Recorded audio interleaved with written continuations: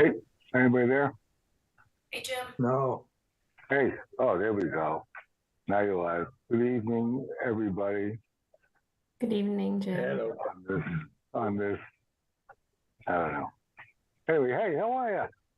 Hi, Melissa. Hi, Jim. Hi, Ed. Hi, Ted. Is everybody else coming tonight?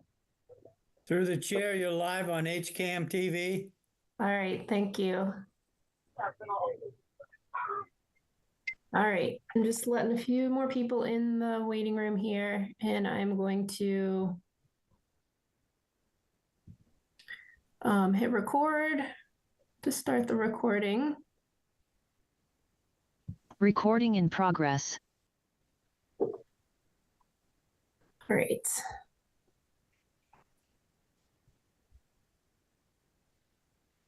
Good evening, everybody. I'm working off just a laptop in Maine right now, so please bear with me as I only have my one screen instead of the two that I usually have at home. I'm going to pull up the preamble for the remote meeting and go through that first. So this is the August 20th, 2024 open meeting of the Hopkinton Conservation Commission being conducted remotely consistent with an act extending certain COVID-19 measures adopted during the state of emergency. The new law authorized all members of a public body to continue participating in meetings remotely. The open meeting law's requirement that a quorum of the body and the chair be physically present at the meeting locations suspended.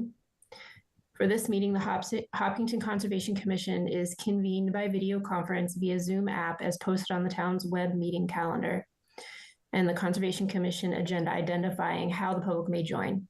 Additionally, the meeting may also be broadcast by HCAM through one or more of its channels or platforms.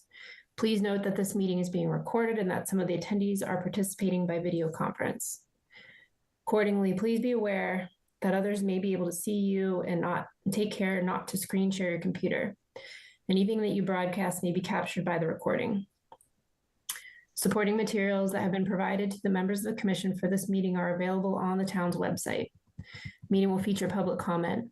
After commission members and staff have discussed each project application on the agenda, Chair will open the discussion to public comment. Members of the public who wish to speak are asked to identify their name and address. 3 minutes will be afforded for each public comment. Each vote taken in this meeting will be conducted via roll call of the members. I will now confirm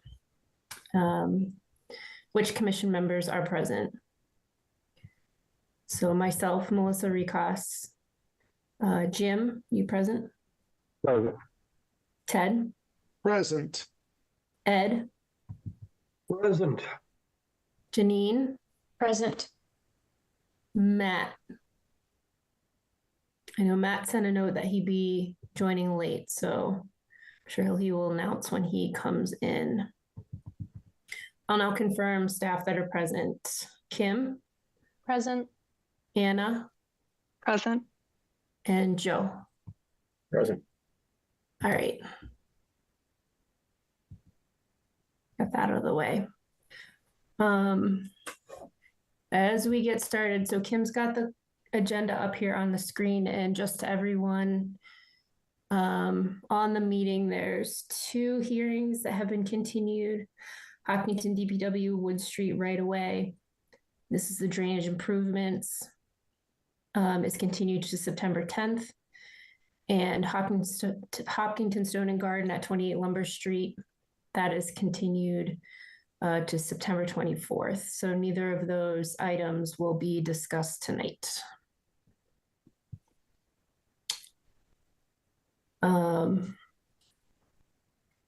So with that, I think Kim, unless you have another thought, I'll just start with the new hearings and go right down the agenda. Do we want to do work session first? Work session, a couple of those. Yeah, we could do that. We have no documents for review and draft minutes. Does anyone on the commission have any comments on the July 30th, 2024 minutes?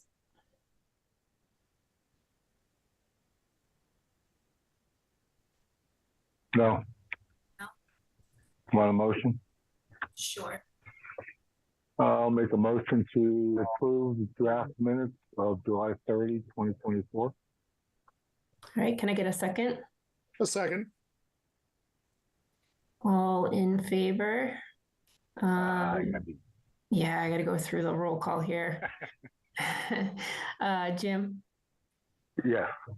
Ted, Aye. Ed, Yes. Janine, Aye. and I am an I. So those are all set. All right. Okay, next up we have Toll Brothers Elmwood Farms 3, now also known as Newberry Glen, violation discussion for tree removal in the buffer zone. Kim, can you give us an overview on this one to start us off? Sure, I'm just pulling up some plans here for the discussion.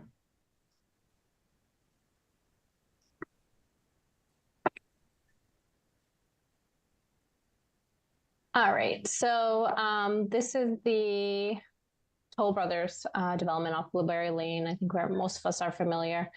The order of conditions was issued by this board in 2021, and that included the construction of a trench drain behind the residences on Blueberry Lane. So you can see here a depiction on the stormwater plans of the trench. I would note that as depicted in this plan,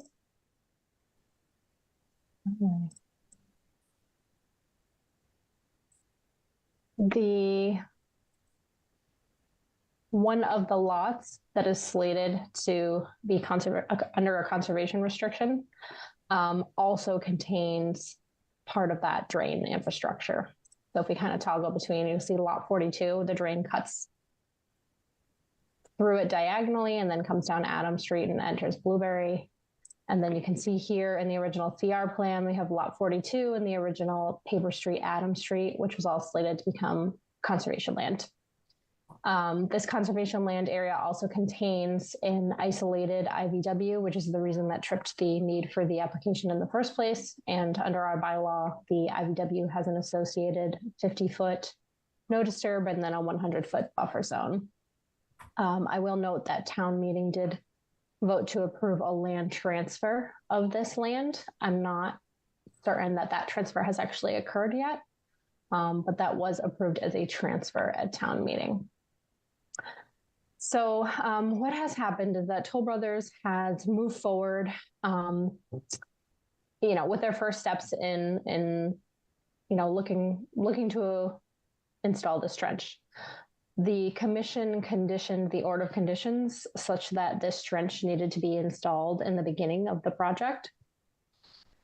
During the pre-construction meeting during kickoff, I walked the site with a representative of Toll Brothers, Ted, and we talked about a 15-foot wide work area for the installation of this trench. That 15-foot wide area was staked in the field and designated appropriately by survey. You can see that part of that area does go through the buffer zone. I'm not sure. I looked through all the old paperwork. It's unclear if the impacts associated with the trench were ever quantified as impacts to buffer zone when the project was originally approved. So that part is unclear. What has happened is that the contractor has removed the trees, not grubbed, but removed the trees in a wider swath. And so you can see this is kind of the quote unquote as built. So this dotted line is the 15-foot limit of work area that was discussed. And then this squiggly red line is the approximate as built of the tree line as it stands today. So additional tree clearing than what we had anticipated. and it looks like the extent is just up to the 50-foot wetlands buffer. So it's a tricky situation. Like I said, it's not certain or clear in the commission's permitting if these impacts were even originally accounted for. They are in the buffer zone, and this is property that will eventually become town property dedicated for conservation. Just pull up some photos for you as well.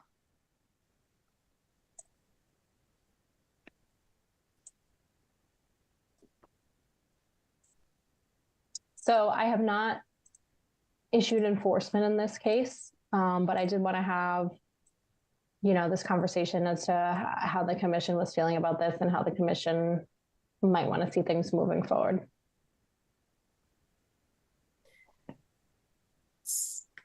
Kim, I have a clarifying question. The 15 feet shown on that plan, the dashed line, was that on the approved plan? It was not. Okay. I looked everywhere for a limit of work. I couldn't find one. I did find the trench drain detail. Mhm. Again,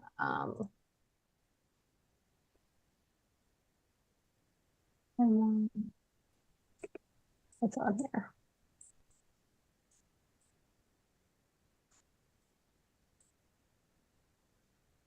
Didn't you just show it? Here it is.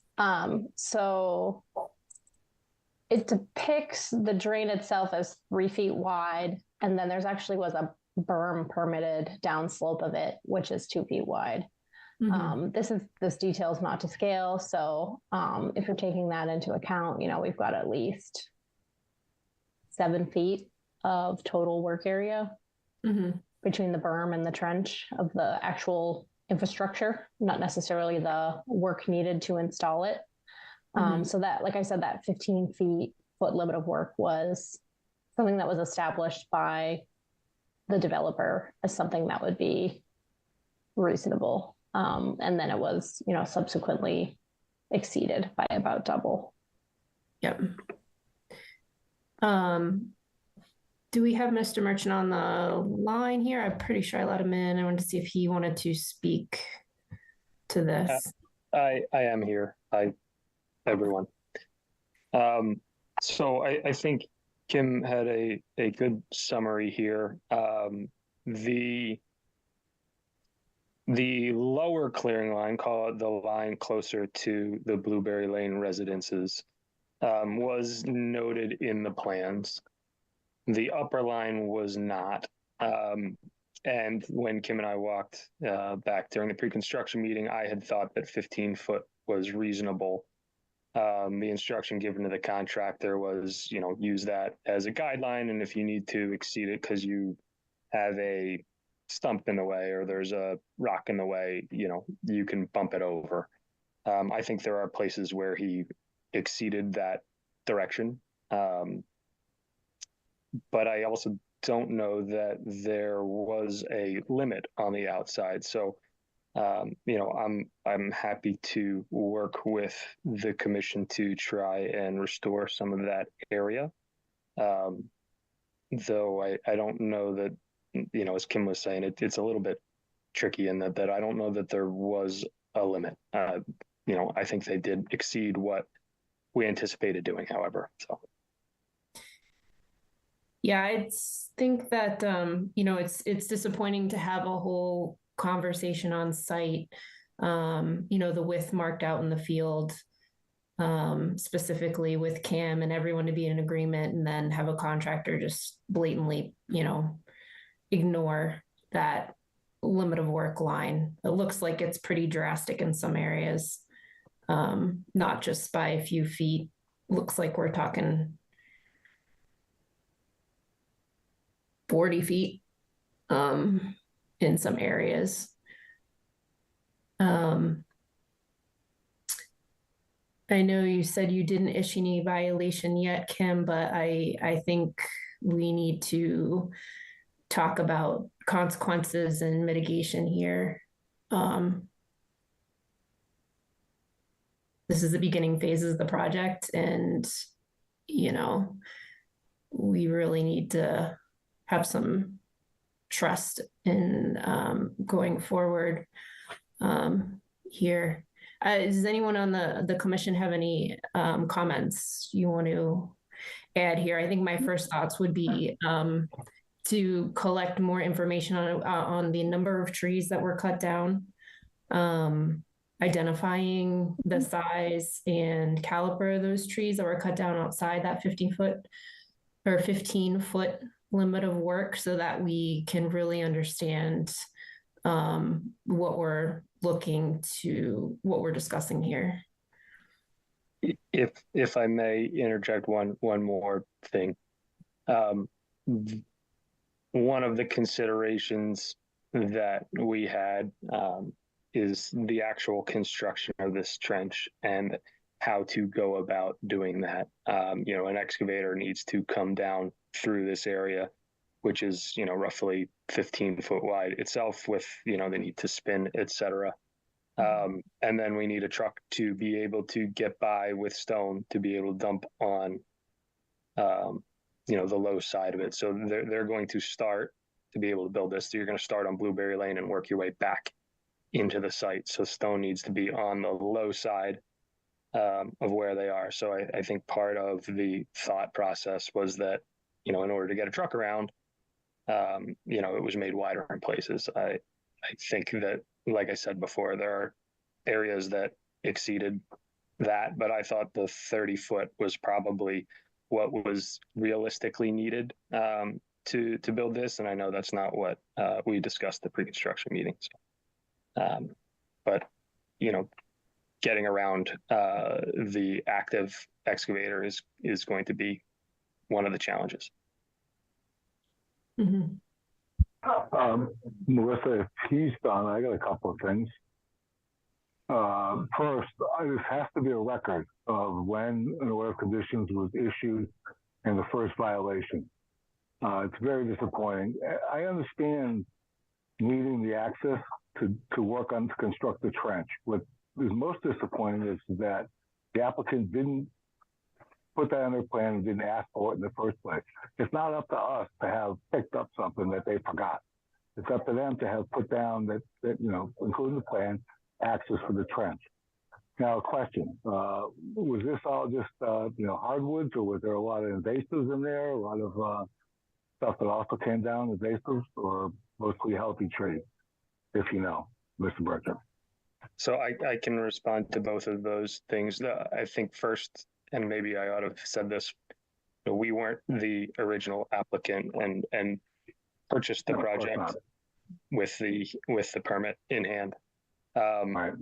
And the trees, there's no real invasives in the area, and that is one of the things that we looked at in the project as a whole. So as you get further towards, call it the wetland line, I think the vegetation was sparser, and I tried to, count up trees that I thought were within the zone, call it from 30 foot out.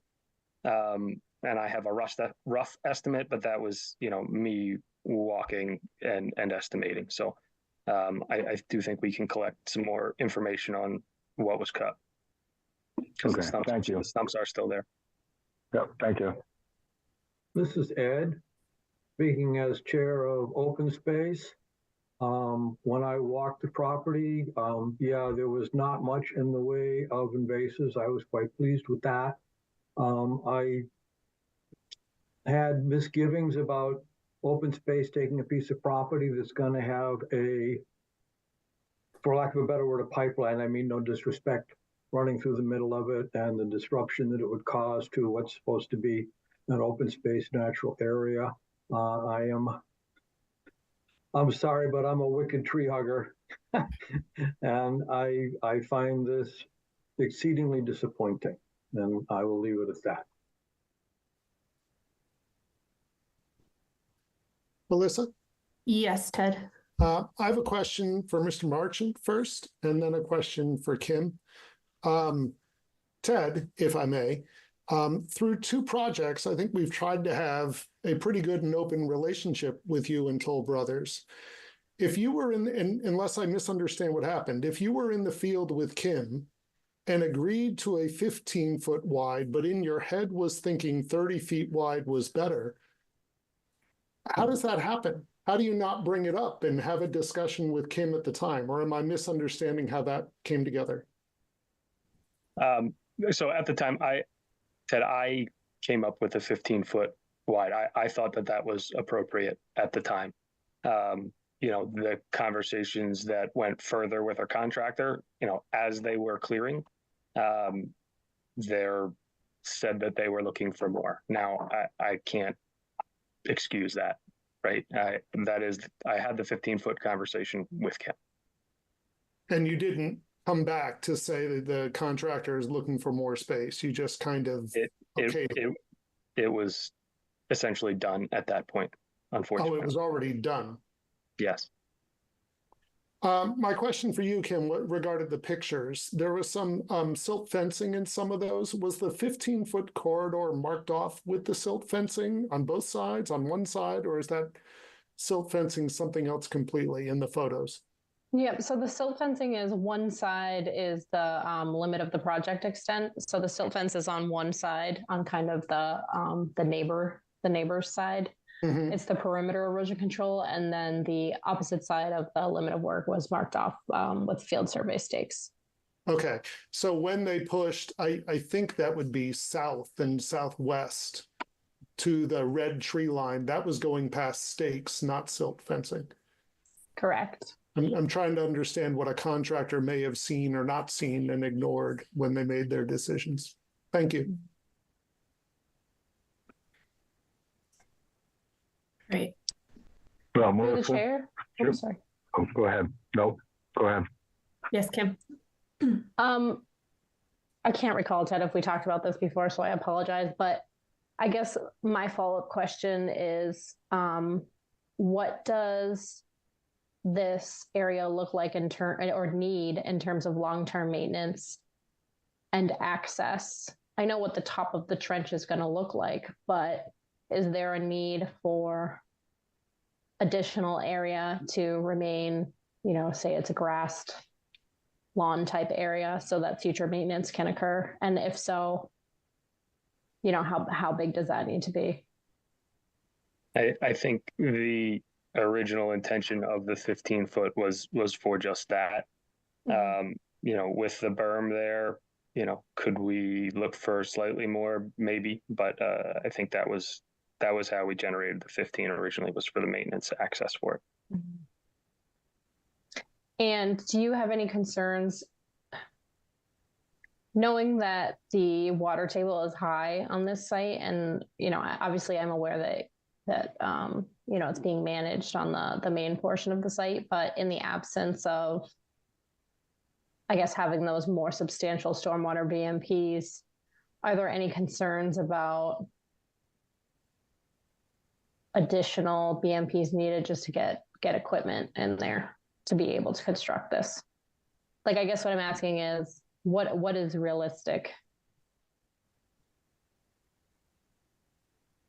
I don't think our time constructing the drain in there is going to be substantial. Mm-hmm. I'd want to talk to our contractor to get an idea of how long he thought, but I don't expect to be in there for more than a week and a half to build this.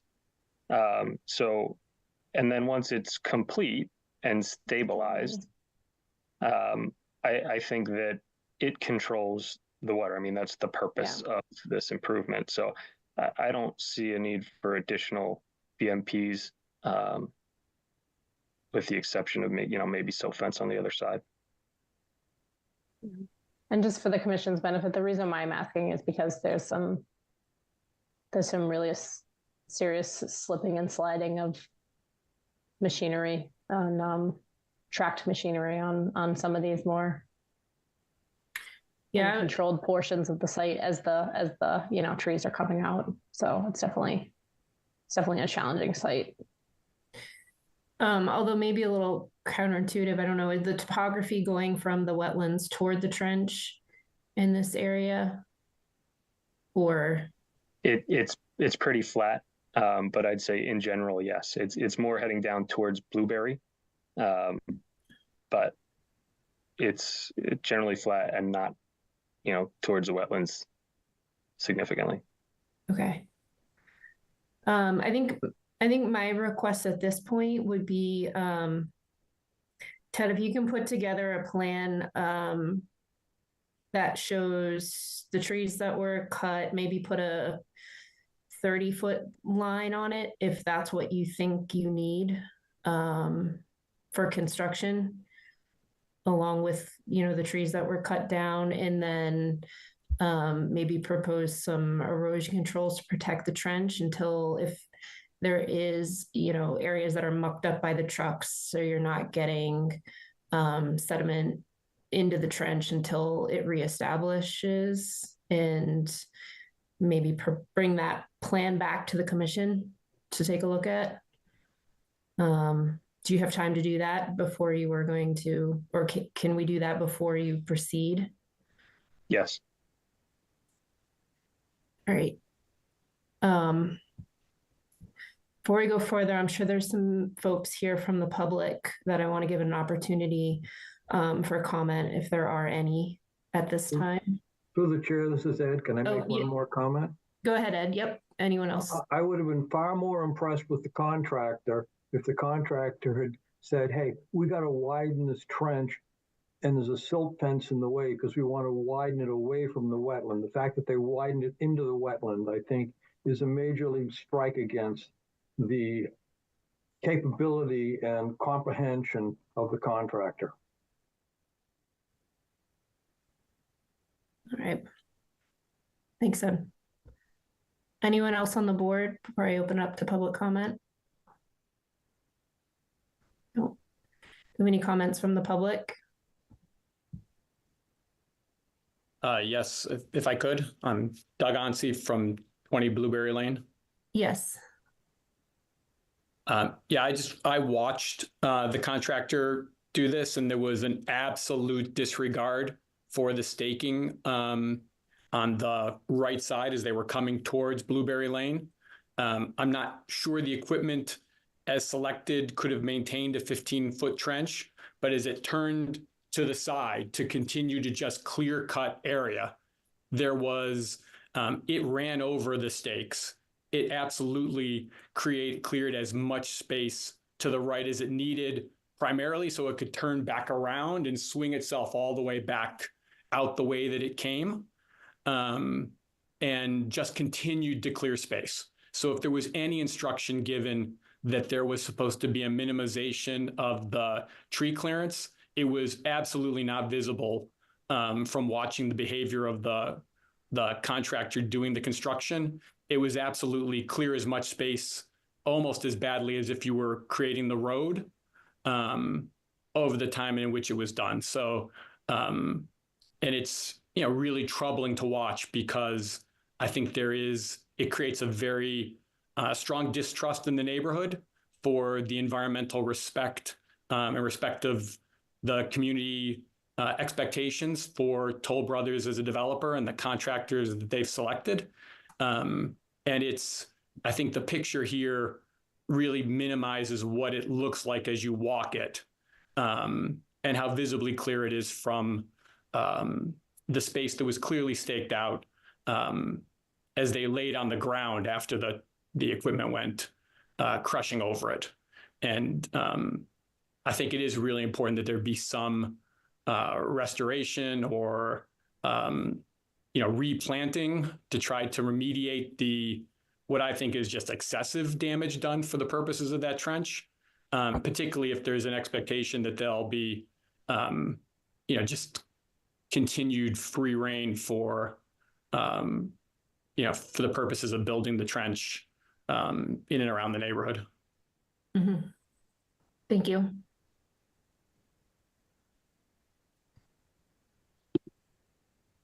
Do we have any other comments from the public?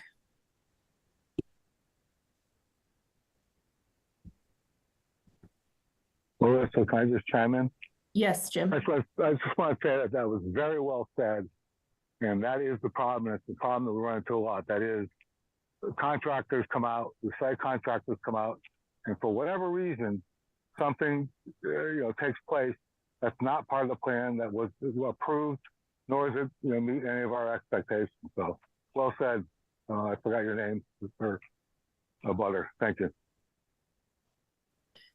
Okay. Appreciate that. So, all right. So our next meeting is September 10th, I believe. So Ted, you can pull together that plan for us. I think we do, in hearing the feedback, and I agree. It sounds like the contractor needs some bumpers. So I think the erosion controls on the opposite side would be twofold for them, keeping them in their lane as well as protecting the resource area and the trench. So if you can, really put some thought into what you propose that should be, and that's what we'll be hanging our hat on, and identifying those trees and the caliper and the type, I think would be important for us to look at for mitigation measures for trees that came down. I can do that. That'll work. Okay. Kim, do you have anything to add, or Joe? Nope. At this point. Okay. All right. Thank you. Thank you, guys.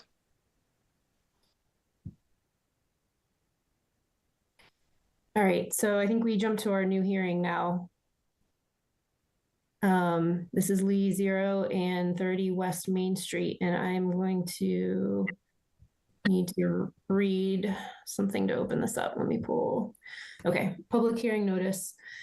The Hopkinton Conservation Commission will hold a public hearing on Tuesday, August 20th, 2024 at 7 p.m. virtually online to hear all persons interested in a request for determination of applicability filed by Yun Lee for exploratory subsurface investigation and associated site access. Location 30 West Main Street, Assessors Map U18, Block 32, Lot 0, and 0 West Main Street, Assessors Map U18, Block 33, Lot 0.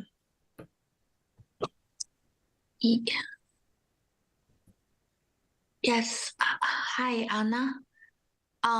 Is it possible for me to share the screen so I can control the PowerPoints that I prepared, or you will flip for me? I think you can. Do you have access to share? Yeah, let me stop sharing.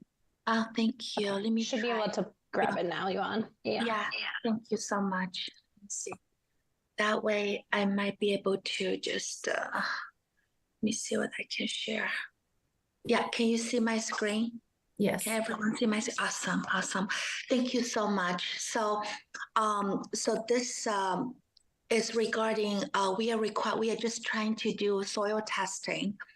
And in order to do the soil testing, we need access towards that location. And so the main concern from the peer reviewer, I read through the comments and very thorough, and we really appreciate that. So the main concern was because of the access path is located within the 25-foot no disturbance zone to the isolated wetland. The applicant should submit a waiver request. So yes, we submit the waiver request along with the narrative to explain the situation. But because I submitted only a day ago, I don't know whether everyone got a chance to read through everything. So I'm going to summarize a few things very quickly. So here, this is the access point. So the red line from here that's where the test pits areas are that we are hoping to do test here. And this green area is the isolated wetland. The reason why we are hoping you can consider giving us the waiver is because, first of all, we explored all the possibilities. I mean, we think there were no other practical alternatives. The only, because wetland is right here, and that's the other wetland in the neighbor's land. The only alternative will be you go around. Can you see my mouse moving? Yes. Okay. is only going around, like this is a house here. We go around the house. There's a barn here. And then we go around here. And so around here to the test area. However, this area also it's within 50-foot buffer zone. Maybe you'll be somewhere close to 25-foot buffer zone anyway. Also, the distance is like 2 to 3 times longer. And also, there are very dense overgrowth of plants, bushes, and there are large rocks along the way and the big fallen tree trunks, and there are trees. So we feel if we have to go that way, we are going to create much larger environmental disruption. So that's why we feel this path is more practical, less damage and less disturbance. And also the second reason is regarding we try to minimize the adverse effects. And so I did this short video. It's only 1 minute. I don't know whether everyone got a chance to see it, but I wanted to show you quickly. If you look at here, that's the entrance point. You see, there are no trees and it's quite clear, naturally clear path. So we only need a very small machinery, like we don't disturb anything, just drive through like I'm walking through. You see, it's like we are lucky along this side. If you look here, pretty much there's no vegetation, just the leaves.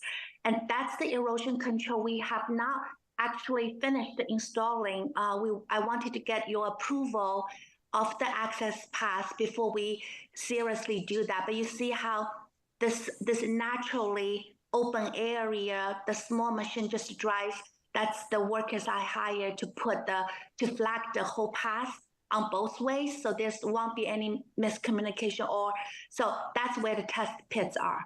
That's how quick.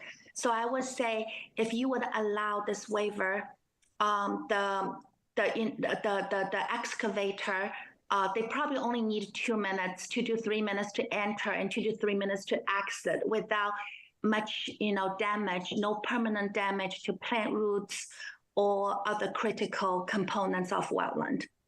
And the last thing, I know it requires like enhancement of a resource area capacity. And I think, the purpose of us doing soil testing is to make sure any future development will be done with full consideration of the environment. And as the homeowners, we purchased the parcels and we just want to build one single family house for ourselves. And if we can't do the soil testing, we are facing very significant hardship and because we can't proceed with planning and design work. And also, I hope that you can grant this waiver so that we can, gather accurate data information from soil testing required to protect the wetland during later on the phases of development. So that's regarding the main concern. Sorry, let me get rid of this. How do I move to the next page? Let me see. Here. So that's so sorry. There were the second concern. So the second concern brought up in the peer review is that the application states that none of the test pits are located within the 100-foot buffer zone. While this is true regarding the nearby isolated wetland, there's also another wetland located southwest of the test pit location with a buffer zone that includes the locations of test pits 1, 2, and part of 3. And I revisited the site, and I have to say, thank you very much for the peer reviewers' observation, and we truly apologize for the oversight. We paid attention to this wetland here, and we saw the 100-foot stakes over here. We were like, oh, great, that's beyond 100-foot buffer zone, but we overlooked there are wetland here, and there's a 50-foot buffer zone here. So we definitely need to correct and the whole, statement. So test pit 1, test pit 2 are within, I would say beyond 50, between 50-foot buffer zone and a 100-foot buffer zone. And test pit 3, we are happy to move it towards this side. So maybe that corner is in the 100-foot buffer zone. So we will move it, making sure test pit 3 and 4 are both beyond the 100-foot buffer zone. That's 100% we will do that. You know, again, so, you know, the test pit 1, 2, at the moment, at this point, we're still hoping we will be allowed to do the test here so that we can have more accurate data about the area and see what's the best for the potential septic system or development, if at all possible, and what will be the best for the environment in order for us to have a house for ourselves, if at all possible. So that's that for the concern 2. And the concern 3 that's brought up in the peer review is, although no trees require cutting, there are several trees located within a couple of feet of the test pits that would likely have root damage from the excavation. So these include 2 white pines, 2 black birches, and 2 red maples. Again, I went back there and I tried to identify them, but I'm still not 100% sure. I marked those trees that I think it's likely to be what is mentioned in the report, in the comments here, like in the green star area. So if it's at all possible, I'm hoping I can have the opportunity to meet with the peer reviewer, the Lucas team on the site. And again, we are happy to move this, you know, to a different location or a little bit, whatever that will make it, you know, better for the wetland, for the environment at this stage, and, you know, do what he would suggest if it's at all possible. And the last thing, the concern that's brought up in the report is erosion control installation. Yes, if you look at the picture here, so we are doing silt fencing and mulch socks along this area here, even though, I mean, according to, you can see from the video, the vehicle is most likely going against the black line, the boundary line, because it's quite clear. We are still putting up the erosion controls just to make sure it's very safe and no mistake being made. But we have not complete the installation because I hope I have ordered mulch socks. I'm just waiting for the final approval from you before I can have the work scheduled to be done professionally and correctly. And the last thing showing up on the report is about the checklist and the labeling. So the checklist I have emailed to Anna and Kim to add into the application. And for the labeling, I'm happy to label on the site according to 1, 2, 3, 4. And if at all possible to meet with the peer reviewer over there, we can finalize this and I can label them together with him if at all possible. So that's pretty much from me. If any questions. Thank you for that presentation. That was very thorough. Thank you. Appreciate the video too. Thank you. Joe, do you have any responses to the response to comments or any additional thoughts on this proposal? No, I haven't had a time to really go over the recently submitted material, but I thought the responses were very thorough. I want to note also that I was appreciative of the how well the path and the locations were marked in the field. And it does appear that, as I had stated in my review, that no trees would need to be cut to gain access to those locations. I don't think I have anything additional to add at this point that wasn't already just addressed. Okay. This is an RDA. Kim, do you have anything to add, especially in the context, I think, of what we've looked at in the past and accepted for an RDA application for test pits? Yeah, I mean, I think that this meets our standards for RDAs for test pits and soil borings. Okay. Yeah, I don't have any additional comments. Okay. Does anyone else on the board have any questions, comments? Through the chair, this is Ed. Yes, Ed. It appears that there's a pre-existing house on the lot that fronts to West Main Street. Is that correct?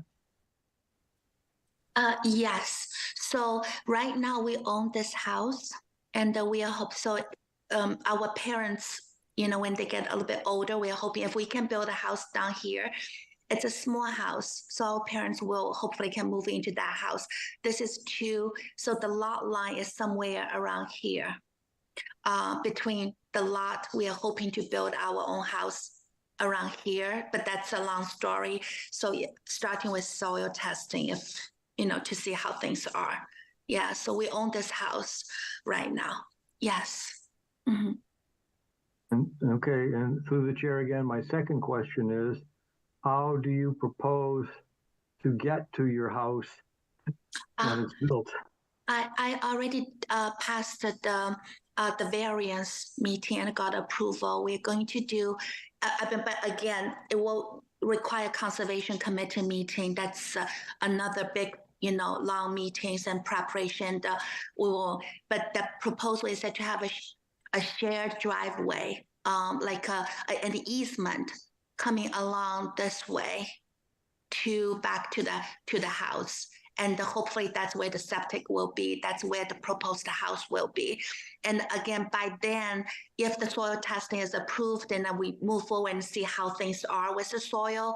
If it's at all possible, then we move on to stage about talking about what to do to preserve the environment when the driveway coming through with the 50-foot buffer zone here. So it's a lot we don't know yet, but that's the plan right now. It's a very good question. Thank you, Ed. Mm-hmm. So to the chair, I guess the impact of this seems minimal. And I know right now it's just looking for approval from here, but I can't help but think down the road what will come before us later. And so I wonder, why do I want to approve, even if it's minimal invasion into the buffer zone, if this is if it may be for nothing, if this is a project that, I may not support in the future, because it looks like the house is completely in 100-foot buffer zones. I think that's, again, Jamie, right? Jenny, yeah. Thank you for your question. I think so. Every step we take it. So I feel it would be more fair to me if we talk about the soil testing first and one step at a time. You have all the rights to refuse for future development if certain things it's not according to regulation. But I really feel right now we're just talking about soil testing. And so that's all I am hoping to get approval for, is to at least to know what the soil quality is and what do I have in the backyard, if that makes sense. Yeah, it makes sense. I'm considering is why, why even disturb anything if this may be for not, but. Yeah, I think to echo your concern, Janine, would be maybe just to advise the applicant to look at some of the other projects that we've had difficult areas to deal with. And this will be a challenge, I think, for the commission to look at in building a house in such, it's such a small space, and it is very close to a lot of our wetland buffers. So right now, I think we're just looking at soil testing for your own cost analysis and concerns as far as whether this is a viable project for you, but I guess the commission, or I'd just say maybe take a look at some of the other things. You could talk to Anna about what we've approved or what we've been concerned about in the past as a commission before you kind of go full bore into putting a bunch of investment in engineering plans and go forward. Definitely, I appreciate that.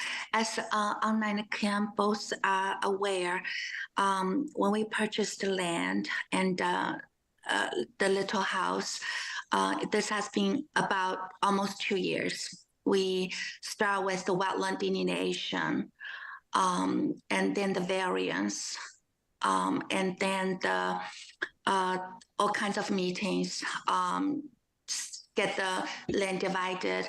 And I feel like I learned so much in this process. So there's no regrets on my end, regardless what the final result is. I just want to walk every step and the best I can. And I really wanted to know what the soil is. And then go from there.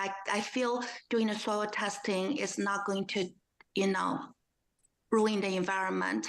And I am doing every possible protective measures, and do all the homework and hire the right people to do this. I just hope I can at least get the soil testing done and then go from there, just one step at a time. Okay, thank you. Thank you. Mm-hmm. Okay. So I think if you're comfortable, Joe, I think, based on the presentation was very thorough, I'd be comfortable going ahead and voting on this with those caveats. And if you do maybe coordinate with Kim and Joe on the actual test pit locations in regards to the tree roots. And then of course, if your contractor runs into any issues with trees along that route, that you talk to them before they take anything down, because we're assuming here that there's 0 trees that will be cut. So, Chair. yes, Ed. This is Ed. I want to caution the petitioner, the driveway going through a 50-foot buffer zone is a big deal. And I really think that I would want to have a pretty firm picture there as to whether the Conservation Commission will accept that before I did a lot of anything else. That, to me, is a big stumbling block.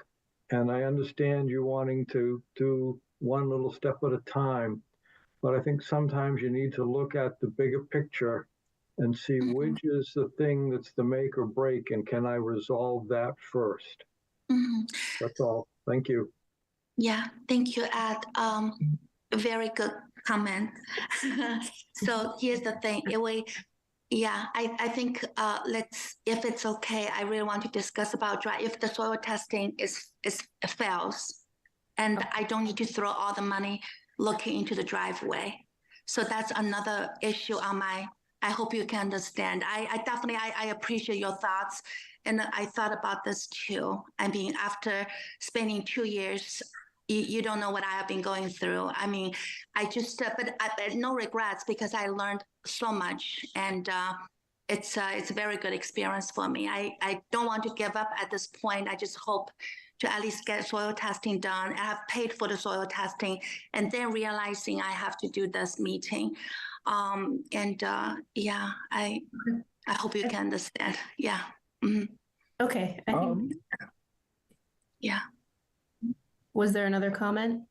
Well, Melissa, I was going to say, in deference to my good friend Ed and Janine, I think this is appropriate, that they need to do the test pits to evaluate conditions, whether a driveway works or a house works is down the road. So I think we need to let them do this. Do the test pitting. Yes, I agree, Jim. Okay, are there any comments from the public on this one? No. All right, can I get anyone to make a motion on a negative determination for this RDA, meaning we would accept it? I'll make that motion. I'll second. All right, and we'll go down the roll call. Jim, Aye. Ted, Aye.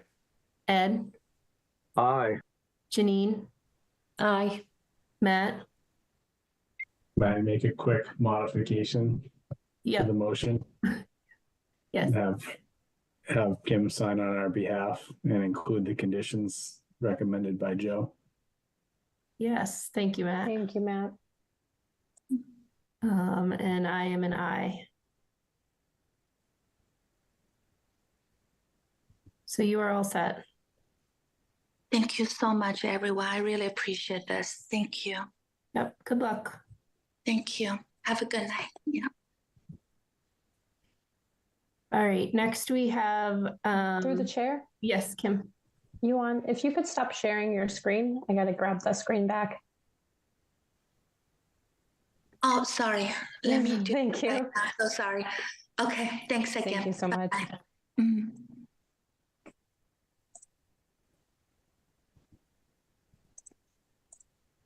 You got it back, Kim. There you are. Full. Look at you guys. Full size.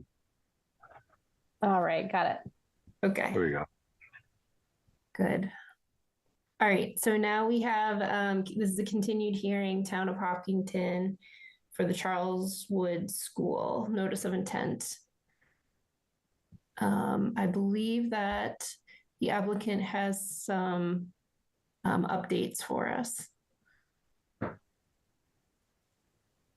Hi there, through the chair.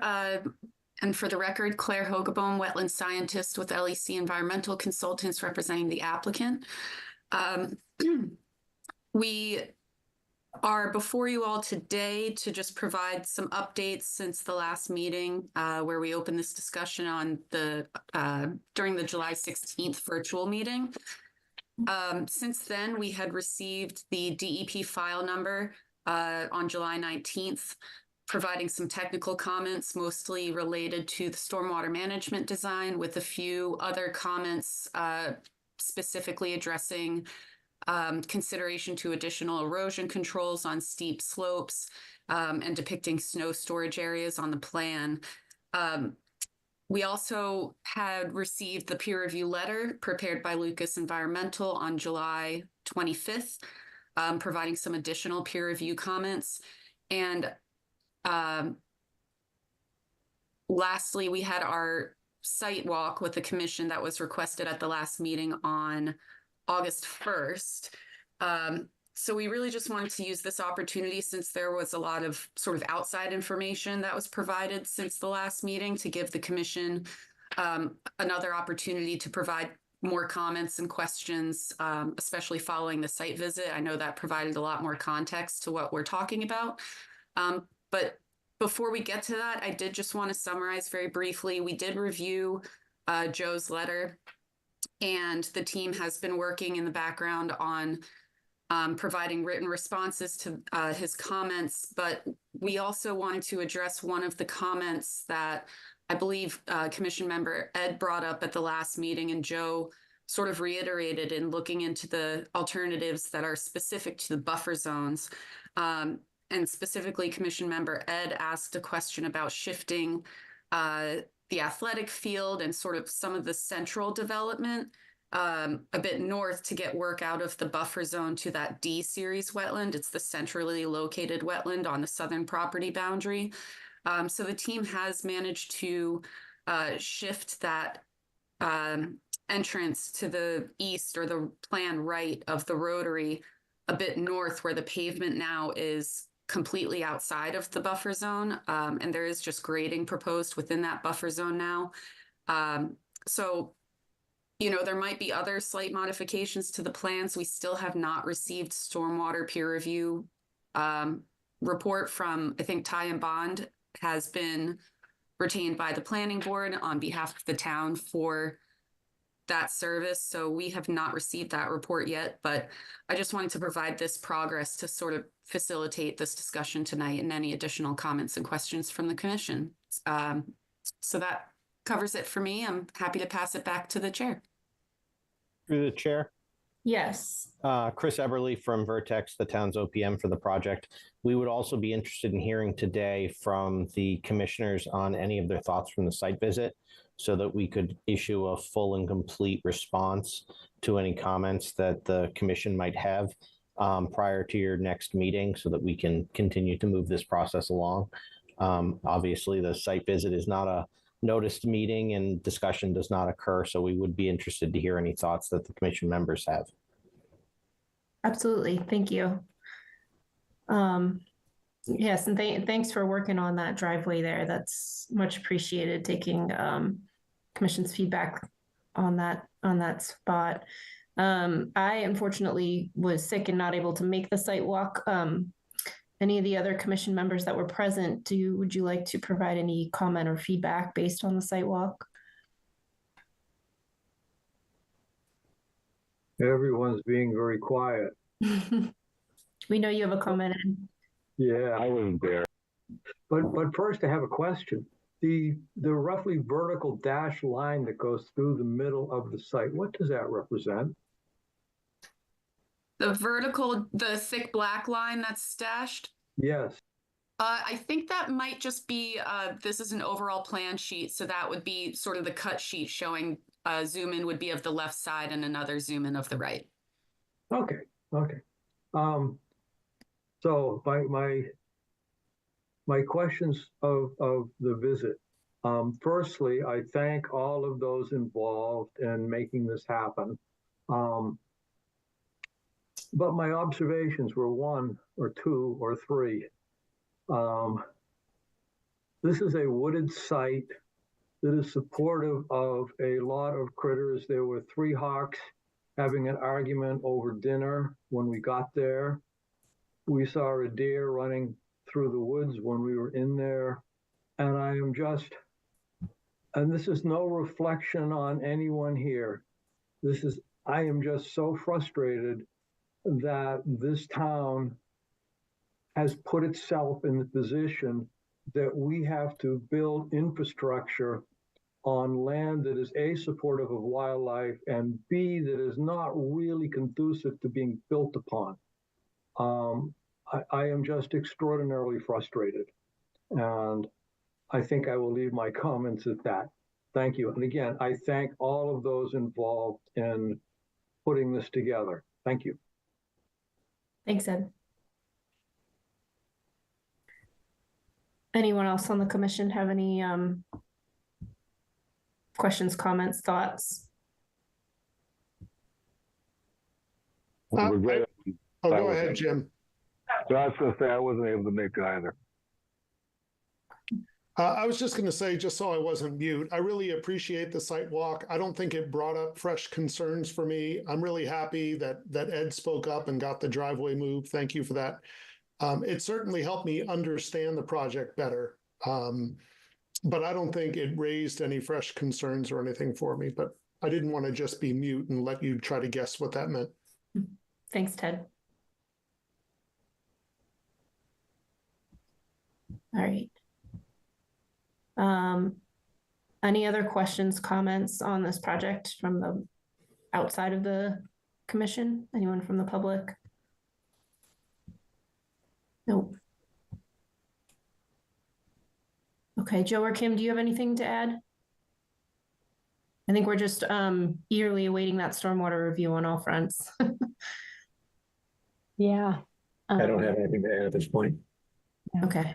I would just reflect Ted's comments and thank the applicant for the site walk. It definitely helped add some context to the review. So appreciated. All right. I think with that, I guess we'll be continuing to the next meeting, assuming the stormwater review will come in before then. We are, it's planned. Yeah, we're very hopeful to receive it. We have not been given a concrete date of when we expect that, but I think continuing to the next meeting would be preferred, and then we can request a continuance if we need some more time after we receive that information as well. Okay. Yeah, through the chair, we did request an update on where that stands, and I have to correct Claire slightly. We were going to receive the stormwater comments early last week and the traffic comments by the 19th, and neither of those have happened. So we're working with the planning board to get that information so that we can continue this process. Okay. All right. So that being said, can I get a motion to continue this to the September 10th meeting? So moved. No, second. All right. All in favor. Ted, Aye. Ed, Aye. Janine, Aye. Jim, Aye. and Matt, Aye. and myself am an aye. All right. Thank you all for your time. And I also reiterate the gratitude for all of you scheduling and making it out to the site visit. I hope everybody was free of ticks and mosquito bites after that one. Just a clarifying question through the chair. Yes. Is the next meeting, I know it's on the 10th of September, is it one of your in-person meetings or is it a virtual meeting, or is that not yet determined? It's virtual. Okay. Yeah. Thank you. Yep. Next up, we have Hopkinton DPW Chestnut Street right of way. This was the continuation of the sidewalk project. Looks like we have a DEP file number for this one. It's great. Kim, did you want to give an update, or do we have someone representing DPW who wanted to give an update? I can provide an update. My name is Casey Bartier, attended the last meeting on July 30th, and I'm from VHB helping represent the town of Hopkinton for the proposed sidewalk installation.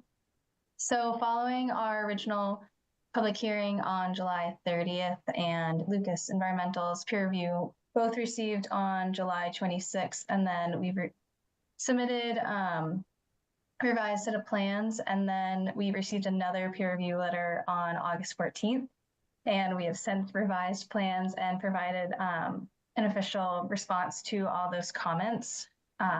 So commission hopefully has had time to review it, but I can share my, oh, the plans are in, yep. So in the most recent review letter, one of Lucas's comments was in regards to the BVW fringe along the eastern bank of Beaver Brook, north of Chestnut Street. And here on the plans, it's up in the upper left corner here. So as we touched upon during our July 30th meeting, due to our original delineation being done in December, not a lot of vegetation was available, and we didn't identify this fringe originally, but following Lucas's review, a VHB environmental scientist was out on the site last Friday, August 16th, and did confirm the presence of this fringe and delineated in the field using pink flagging. We found that this fringe area ranges from 3 feet to 7 feet wide, but averaging closer to 3 feet wide along the eastern bank of Beaver Brook. And it begins near the original flag. I believe it was the 110 flag on the bank channel.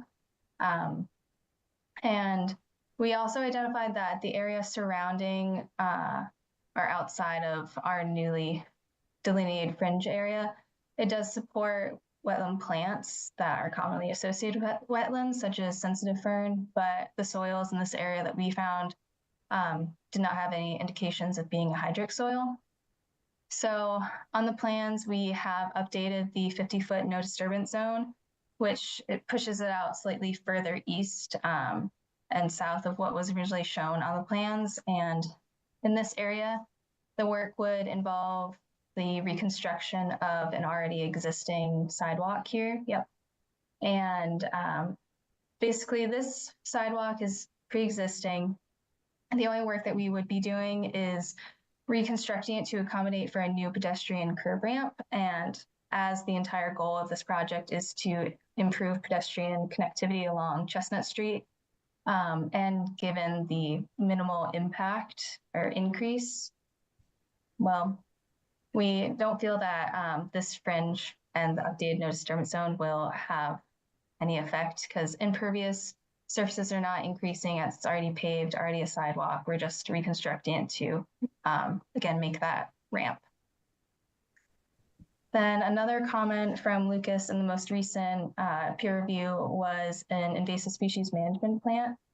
So for the management of Japanese knotweed.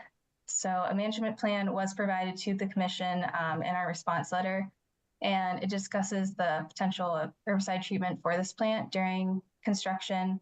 And we included pieces such as recommended submittal pieces by the contractor, methodology for the management of Japanese knotweed during construction, the use of herbicide applications, disposal of plant material, and suggestions for follow-up treatment.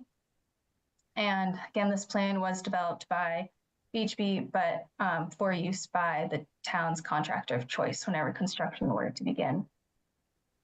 And in terms of the waiver request that we originally submitted and following Lucas's comments, we would like to reiterate that this waiver request is for work within the 50-foot no disturb zone and 75-foot no build zone. And work following the completion of the sidewalk would include reseeding the area with a native seed mix, which would help promote native seed growth and native plant growth along the entire corridor of the project. In addition, we clearly marked out on the plans the 5 existing catch basins that will be replaced with newer and improved deep sump footed catch basins following one of the comments in our July 30th meeting. And then on top of these original improvements, we've also added some hatching on the plans, which depicts some proposed planting areas for native fruiting shrubs along the project corridor. We suggested species including highbush blueberry, silky dogwood, and winterberry, which would provide additional wildlife use and potential food for wildlife in the area along the no disturbance zones. And in general and overall, these plantings would also help restabilize any disturbed zone slopes from grading and help increase the plant growth there, or that is there now. So. Awesome. Thank you for that summary. I think you hit on everything I had on my list that awesome. I remember being outstanding. But Joe, does that do it for you as well? Did you have anything missed? No, I think that pretty much covered my remaining comments from the last review. I will say I didn't have time to review the invasive species management plan in great detail, but I did look it over. It does look appropriate and quite comprehensive. So I don't have any red flags that jumped out regarding that. Okay, great. Does anyone in the commission have any questions or comments? Through the chair? Yes, Kim. I would also add that I was impressed with the invasive species management specs. Good. They're good. Great. All right. Well, with that, I think the plan looks good. I think we're probably ready to vote on this one.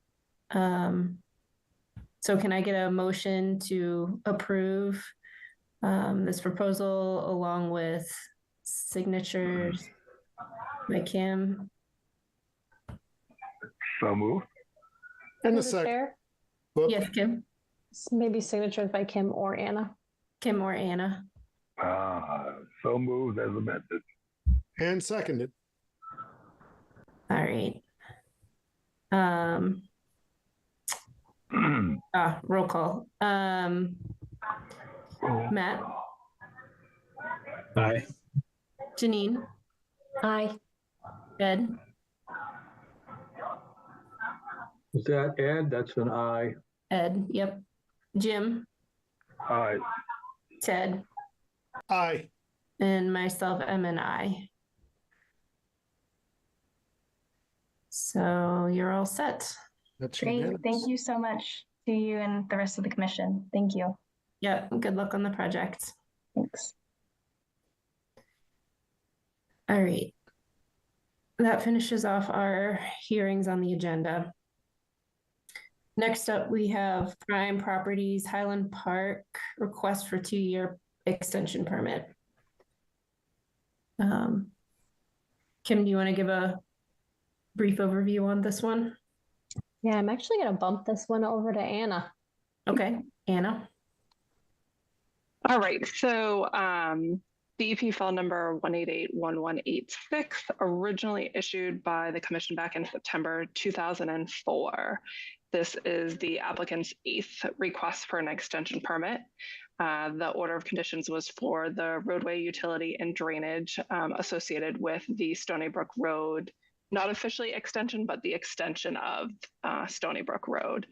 So per the applicant, all the houses are either under construction or constructed except for 2 lots that they do not anticipate selling and developing anytime soon. The applicant is working on final paving of the roadway. I know they have met with the DPW and there was some concerns about some drainage and some pavement issues. So they're requesting to spend the next couple months working on some as-builts, working on making sure that the roadway is up to the town standards to be able to ask the town to accept it at an upcoming town meeting. The applicant has has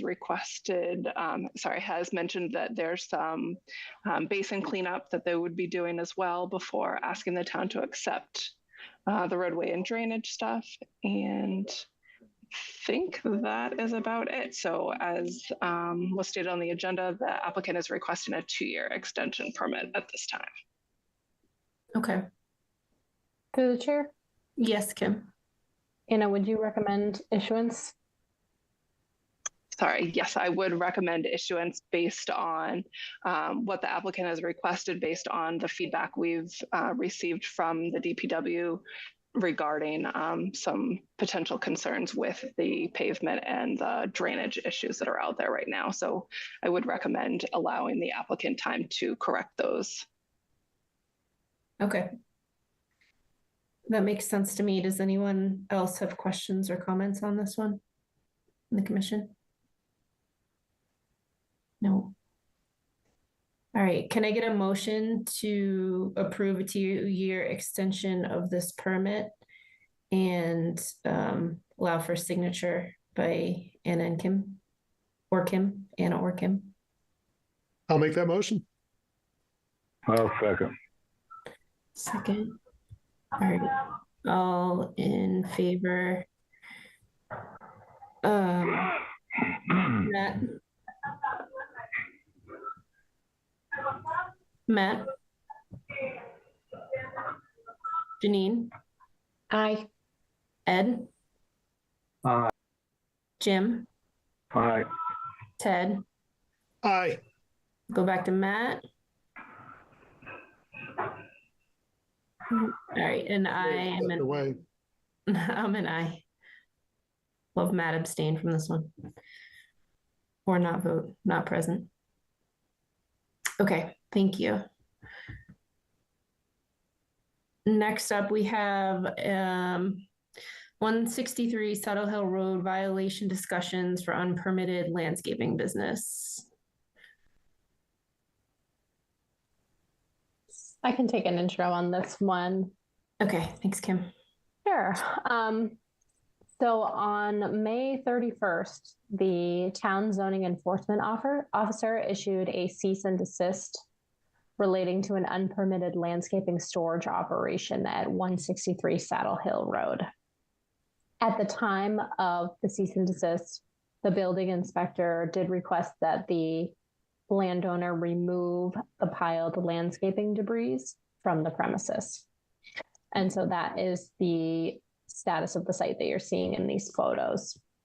The landscaping debris were removed down to, I would call it like the organic duff layer. It was a lot of organic sleeves and material and whatnot. So that's what you're seeing right here. So there is evidence of a significant Japanese knotweed infestation. All of the soil currently right now is kind of disturbed, unsecured soil. Based on my observations, I just kind of poke through the woods and poke around with my auger. It looks like these activities persisted to within about 3 feet of a BVW. So I issued the landowner a notice of violation, I think last week, and I understand that he is on the call tonight to discuss. But, you know, it's something I think we should have a discussion tonight about, you know, how the commission would like to move forward, and what we think might be appropriate in terms of mitigating and securing this site. I will just throw in my 2 cents. Because of the extent of the Japanese knotweed infestation, it would be a significant, it might be a futile effort to ask for like a conservation seed mix and then shrub plantings for restoration. Honestly, I think Japanese knotweed is just going to chew any plantings that go in over here. Yeah. It looks, you know, I did some research. I think a combination of hand cutting, herbicides, so foliar applications of glyphosate or triplicor may be appropriate. In any case, mowing, hand cutting would need to be completed every 2 to 3 weeks for at least 3 years minimum. I would recommend that the commission ask the landowner to apply New England Wet Plants erosion control mix for dry sites or something similar, along with chemical and mechanical management. The erosion control mix should establish quickly and be a little bit hardier than like just a lawn mix or a conservation seed mix, with hopes that, you know, establishing some ground cover will help in the fight of fighting back this Japanese knotweed. So any question, you know, I can answer any questions. Hopefully that was a succinct explanation. Yeah, I have one off the bat, Kim. This area that was used for, I guess, whatever, piling up landscaping debris, can we tell, was this treed before? Is this something that was cleared for that activity all the way up to you said within 3 feet of the wetland? Do we know what was there before? I can't state that definitively, but it does look like, based on aerial imagery, that there's definitely a possibility that it was treed before in years past. Likely was, yeah. Okay. All right. This is really disappointing. Really disappointing. Does anyone else on the commission have questions? I'm sure you do, Ed. Melissa, I have a question for Kim. Yes, Ted. Kim, with the extensive work necessary to deal with the knotweed 3 years out, is it your recommendation that a separate firm be hired who we can trust to do that work? Or would you say that the applicant themselves do that work? And how would we monitor whether that work's being done properly? I mean, I think we're crossing the line where we need to ask the applicant, you know, what, you know, I think we need to have education, understanding, and then an understanding of what, you know, he is willing to take on. And I think this is the line that we're crossing, that we need to decide how, if and how we want to enforce this. And then if so, to what extent, because if the goal is complete invasive management out here for 5 years, I mean, somebody's going to have to work at it many hours, many hours to achieve that. I think that as a commission, I mean, our responsibility here is to protect the wetlands, and we're right on the edge of the wetlands. And I imagine the invasives, if they are not brought under control and managed, are just going to take over our resource area. So, I mean, I think just putting that at the forefront, that's our responsibility here. So maybe we can hear from the owner at this point in time, what they have to say about what was going on here.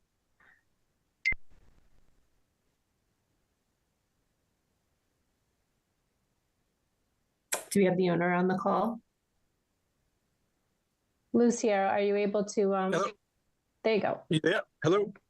Yes. Yes. Can you provide your name and address for Yes, it's Lucia, the owner? over at 163 Saddle Hill. Okay. Do you have any comments? Can you provide any background or explanation? About the trees, there were no trees there. That area was being used for dumping years ago, and then I started it. I added my portion, but it was already cleared, that area. There's no trees. There's no trees. You see, it's just the way it was. How long have you owned the property? I've been there since 2008, and I never had an issue. This is the first time something's happened. You've been there since 2008, and in 2008, this whole area was clear. Was it grass? Was it just a field? It was piles. I would say there was a lot of construction debris from maybe work on the street. You know, there was a lot of stuff there. That area was cleared, was already open area. So, and I continued to dump over it. So you can see, even the way the shape, you can see that the trees that's the tree line, you know. Mm-hmm. And you were dumping landscape debris from your leaves, right? Exactly. I've removed everything. As soon as they sent me a letter, I moved everything. Michael Savard came down, and I did exactly the way he asked. So I just want to make it the way you like it. If they want me to keep those weeds, those knot weeds, I don't know if she said cut it, or if they wanted it, I can keep that, maintain that area so it doesn't take over. I don't know if that's what she's asking, but. Do you have experience with invasives, managing invasives? Yeah, I do. Yes. And what's your experience with it? What can you expand on that? I'm an excavator. I do a lot of conservation work. I know when you remove it, it has to be disposed of properly. You know, you can't just dump it in the woods. You know, but if it wants to be cut, you know, if it wants to be cut like maintained so it doesn't have a chance to overtake the area, I can certainly do that. I have a dump that takes the debris. Okay.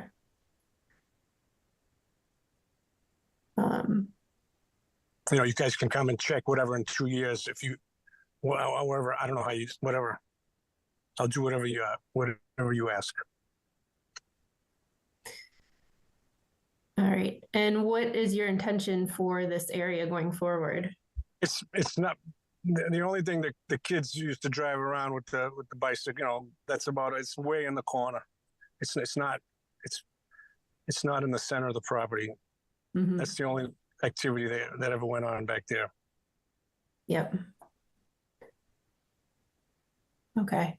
You know, my initial thoughts are that we want to prevent the invasives from spreading. We need to address that issue. And then we also need to pull back a buffer zone for the wetlands to protect that area and do some education there, some signage, medallions around the property. Does anyone on the board have any additional comments or thoughts In my mind, I think we need some outside planning for invasives. I'm not an expert on it, but I think we need a plan to be in place for exactly how the homeowner is going to do this. Yes, Kim.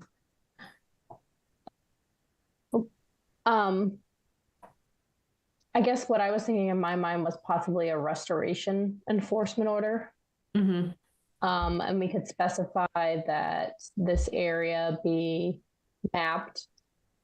We could establish a PIB moving forward, and then we could request an invasive species management plan that we could review and approve, and then have some follow-ups. Whether that's yearly or at a 2-year mark or whatnot. I may not recommend a regular enforcement order in this case, because I think filing the whole NOI may get in the way of actually having the work, getting down to actually doing the work of restoring the buffer and managing the invasives. Mm-hmm. But that's just, that's my recommendation. See what you think. Through the chair, this is Ed. Yes, Ed. A couple things for those who haven't been there. This borders town-owned property. It borders a pond that was impounded at some point in the past. And I will support the property owner that there was certainly evidence of this area being cleared back for when 495 was being built from aerial photography stuff that I've looked at. That said, as in my role on open space where we have a situation with knotweed, this is our 3rd year on a very small area that's maybe 30 feet by 20 feet, and it's still there. This stuff is extraordinarily difficult to deal with. There's another patch that I've personally been doing alongside the state park. This is my 3rd year of going out once a week, nearly every week during the summer, and cutting that stuff down with my hedge trimmer. And the last time, I'm talking stuff that was only this tall, but it's still coming up after 3 years of doing this every week. This stuff is insidious, and to take a rather casual approach, in my opinion, is not workable. That's it. Thank you. Yep.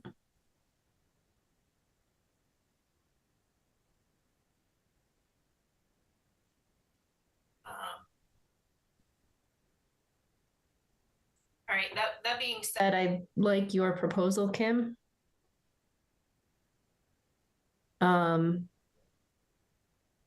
For enforcement, establishing, having that would be the applicant coming back with a plan of the area, both what's to be restored and the invasive species management plan. When we have a plan in front of us, we can review it and make modifications as necessary, agree upon them with the applicant or with the landowner, and go from there, I think.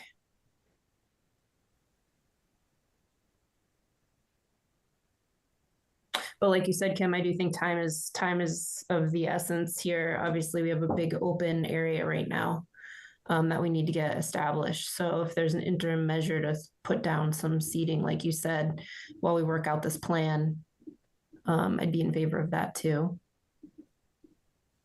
I strongly think this should get seeded with a hardy, not a lawn, like a hardy erosion mix. And it's prime for it. I mean, it's all loam. Yeah.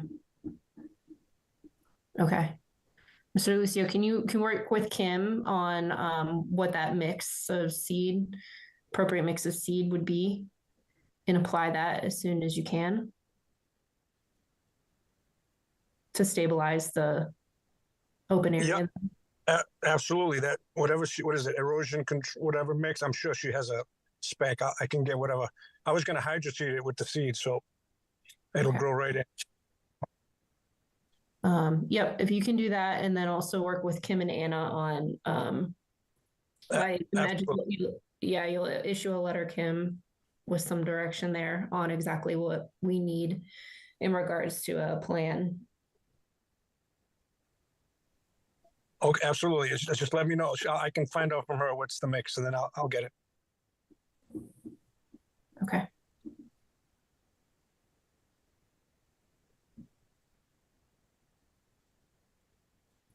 So through the chair, this is Ed again. Kim, are you set with that? Do we need to do anything else?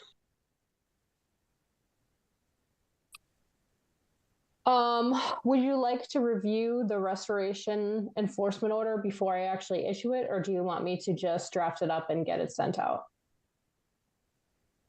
Actually, I think what happens is I issue it and you ratify it, now that I'm thinking about it. Yeah, I think so. Yeah. I think that makes sense.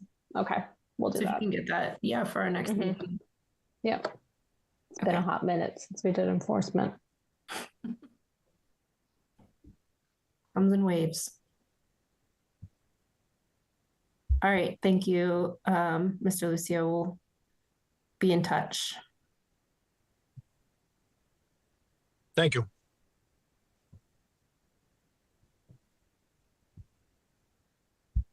Okay. Let's see. All right, we are down to Conservation Commission reorganization, discussion, and reappointments, recommendations for commission members to serve on other town boards and committees.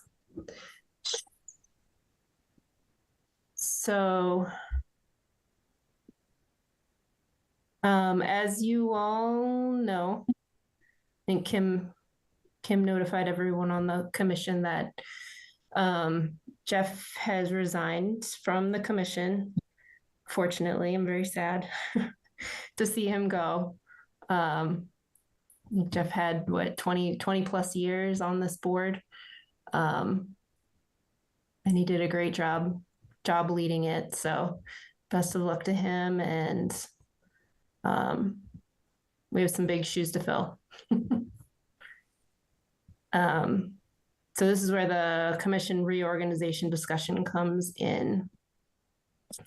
So we need to identify within the commissioners here a new chair to take Jeff's spot.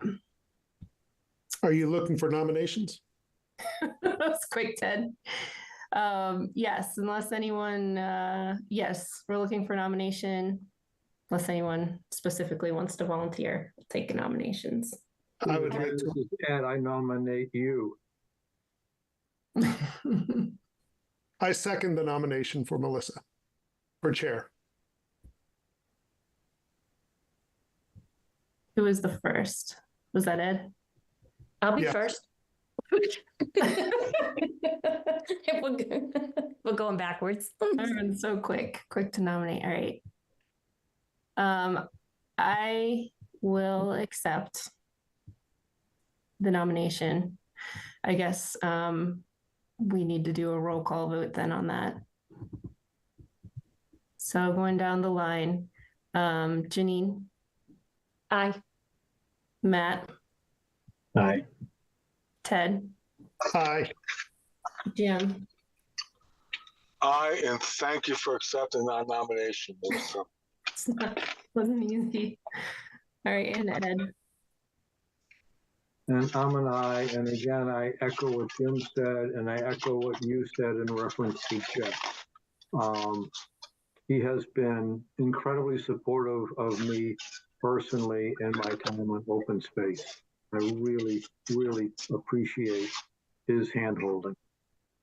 Mm-hmm. So you have big shoes to fill, because I'm going to be asking you next. Thank you, Melissa. There you go. NBA size shoes. Yeah, let me just add. I have really small feet. No, you need 22 or better, size 22 or better. Yeah, I don't know if Jeff's going to be listening, reading about it, but I want to say that I have certainly appreciated everything he's done, his leadership, his effectiveness, his knowledge. I wasn't around at the beginning of his days, but I think I've been around for a while. And I look forward to you being our new chair, Melissa. Thanks, Jim. I think with that being said, I'm going to suggest that we go back to co-vice chairs because I'm going to need a lot of help going forward, if that makes sense to the group. And that being said, I would nominate Matt and Ted as vice chairs, unless anyone else has a strong intention that they would like to be vice chair. Please speak up. Are Matt and Ted willing to accept the roles? I will follow Melissa's lead and with some trepidation accept the role. I'll I second was just giving you trouble, right? And Matt, you're good? Yeah, I'll second Ted. Okay, so I'll make that motion, Melissa, if you're looking for one, that Ted and Matt be co-vice chairs. And I'll second. All right, then let's do a roll call on that. Janine? Aye. Jim? Aye. Matt? Aye. Ted? Aye. And Ed? Aye. Aye. And thank you all.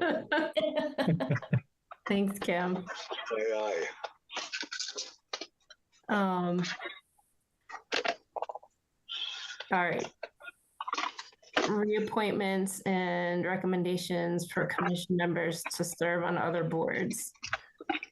So I'm going back to Kim's notes actually, that currently what we voted on back in August 2023 was Ted has been our zoning advisory committee liaison.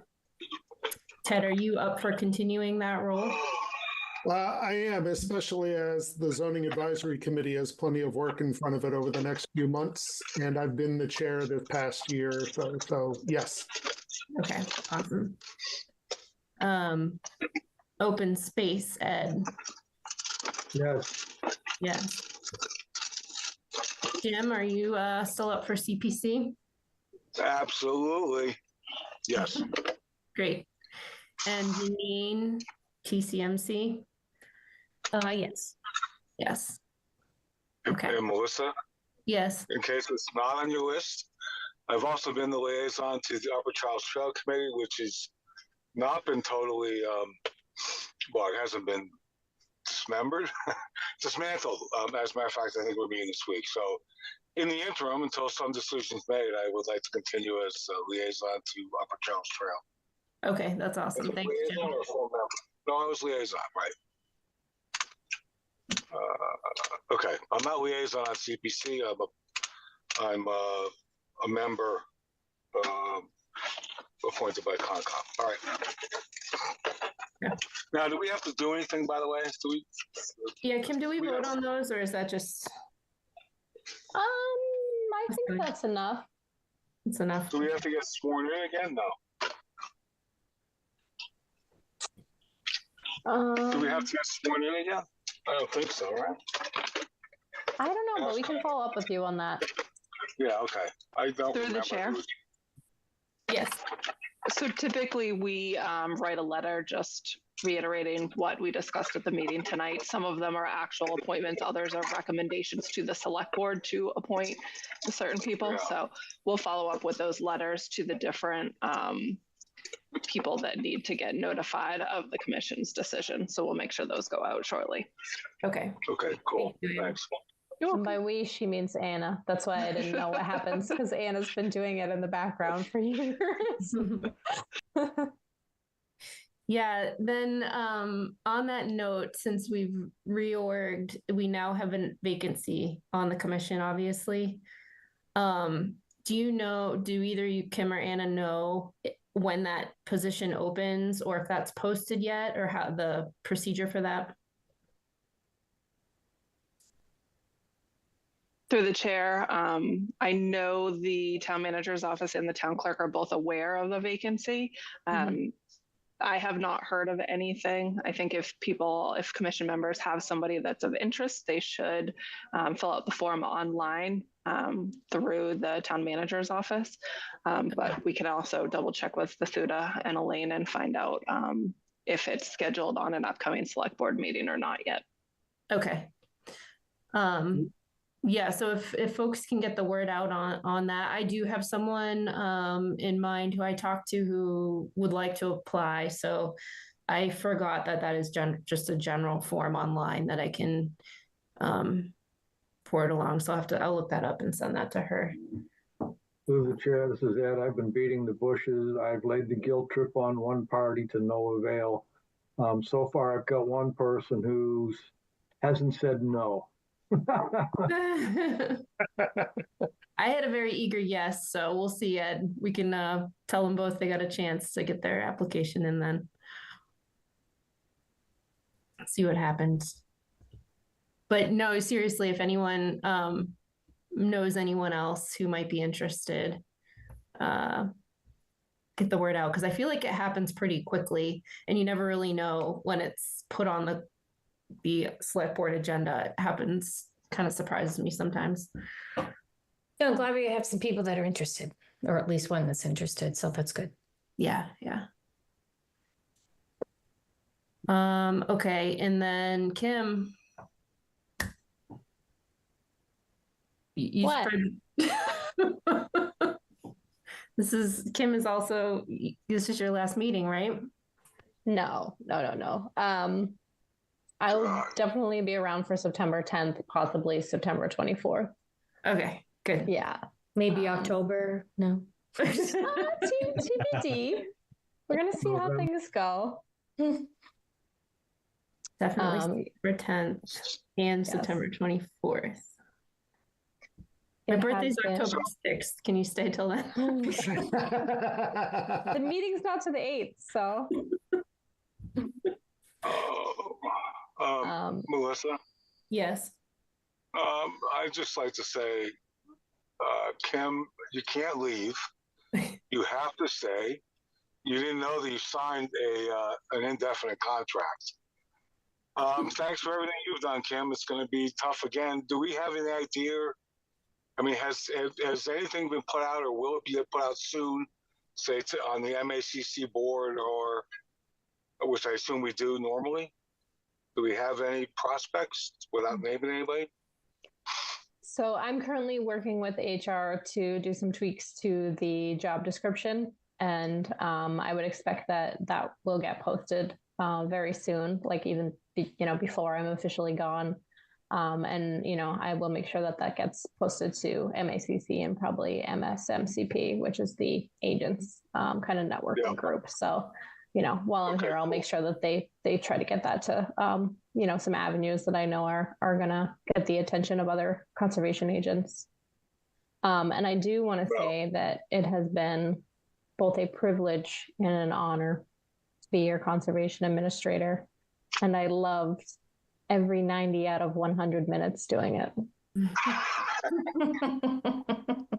You will be missed. You will be missed. Yeah, you're a good one, Kim.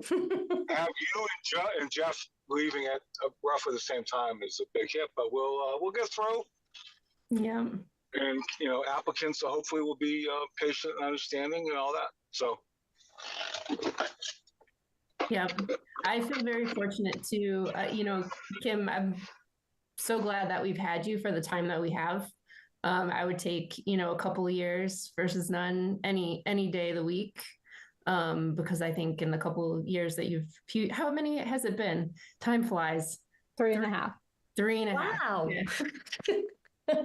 In the 3.5 years that you've been here, you've done some great things, I think, for our commission, brought, a really fresh way of looking at things, dealing with people, organizing. So I think we've learned a lot from you as well. So, you just set us up for some more success. So thank you.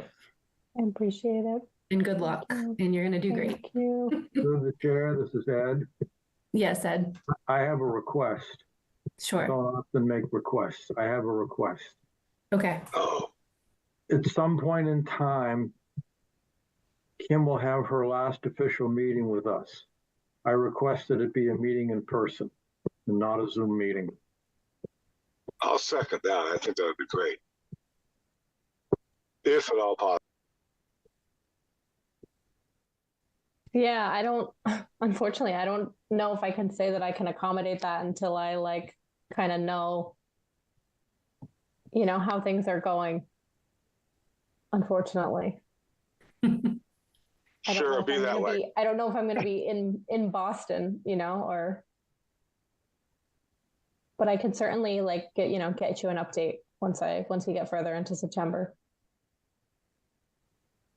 You Sounds must good. have some idea of when you're going to be leaving the town of Hopkinton physically. And on that last day, come on, you got to have a party. Even if it's not a Conservation Commission meeting. Conservation Commission needs to get together and wish you well, and I insist on that. And I agree. So what's your last day, Kim? My last day is August 29th, possibly the 30th. Okay.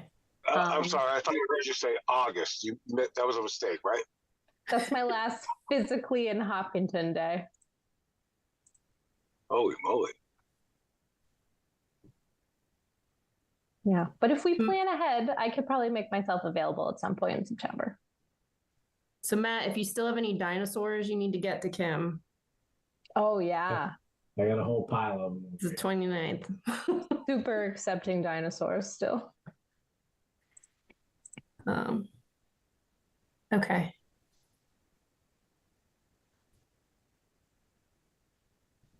I think that does it.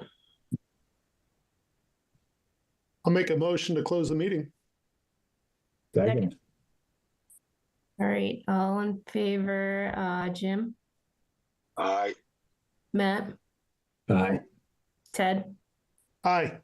Ed? Aye. Janine? Aye. And Jim?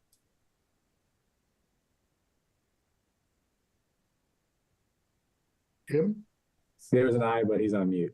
I saw them all. I'm an aye. Sorry, my bad. Thanks, Matt. All right. Enjoy the All right, rest. go enjoy your vacation, Melissa. Yeah, thanks. Thank you, Melissa. Hey, yeah. Good night, everybody. Good night. Good night. Good night, everyone. Bye. Night. Recording stopped.